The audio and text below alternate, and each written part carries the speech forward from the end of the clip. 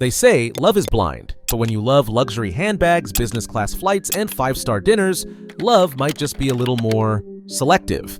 In today's world, having high standards in dating isn't just about chemistry, it's a lifestyle choice.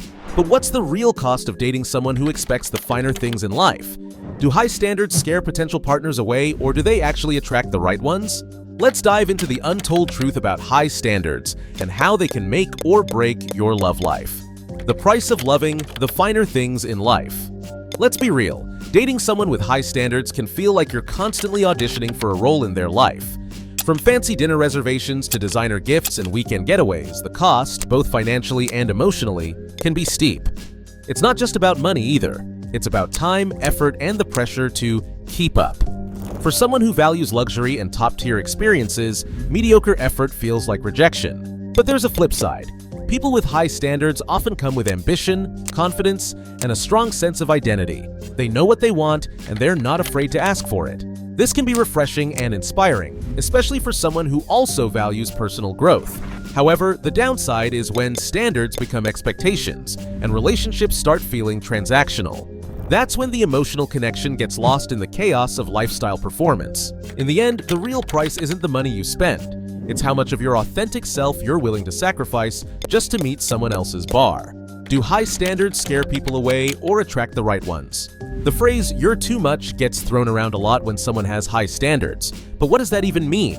Are they really too much, or are they just too much for the wrong people?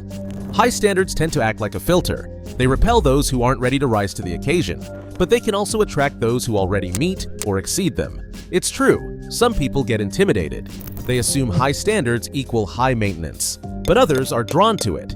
Why? Because standards are a signal.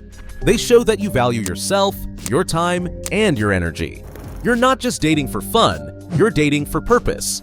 That's magnetic to people who are also serious about their goals and relationships. The key is to distinguish between standards and entitlement. Standards are about values, how you expect to be treated, how you show up for yourself. Entitlement, on the other hand, is demanding luxury without offering emotional depth. When your high standards come with emotional intelligence and self-awareness, they become attractive rather than off-putting. So yes, high standards might scare off the wrong people, but isn't that the point? Why successful people often struggle in dating? Success in your career doesn't always translate to success in your love life. In fact, for many high achievers, dating can feel like the one area where everything goes off script. Why? Because success often comes with structure, control, and high expectations, and dating rarely follows a linear path. When you're used to setting goals and smashing them, it's hard to accept the uncertainty and vulnerability that relationships require. Successful people may also unintentionally intimidate others. Their achievements can make a potential partner feel inadequate, insecure, or like they're being constantly compared. And let's not forget the time factor. Ambition doesn't sleep, and working 60-hour weeks doesn't leave much room for spontaneous date nights. There's also the challenge of emotional availability.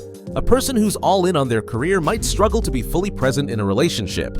That doesn't mean they don't want love, it means they need a partner who understands their lifestyle and respects their drive. But here's the twist. Many successful people actually crave softness and support in relationships. They don't want someone to compete with. They want someone who complements them. The struggle isn't about being unlovable. It's about finding someone who sees past the resume and connects with the real person underneath the title. When ambition becomes intimidating or inspiring. Having big dreams isn't the problem. It's how your ambition shows up in your relationship. For some partners, your drive is a turn-on. They admire your hustle, your vision, and the way you refuse to settle. To them, you're a walking inspiration. But for others, your ambition feels like a mirror, reflecting their own insecurities or lack of direction. It's not uncommon for people to feel less than when they're dating someone who's always climbing. They may start to question their own accomplishments, or worse, feel like they have to compete with you. That's where friction builds. Not because your ambition is bad, but because it disrupts the power balance they're used to. The truth is, the right person won't be threatened by your goals. They'll cheer for them. They won't ask you to shrink, they'll help you expand. But that takes emotional maturity and confidence, which not everyone has. So if your goals make someone feel small, don't lower your standards to comfort their ego. Instead, find someone who's building their own legacy and is excited to support yours. In the end, ambition in a relationship isn't a liability. It's a gift. You just need someone who sees it that way. Don't forget to like, subscribe, and drop a comment below. What's your take on high standards in dating?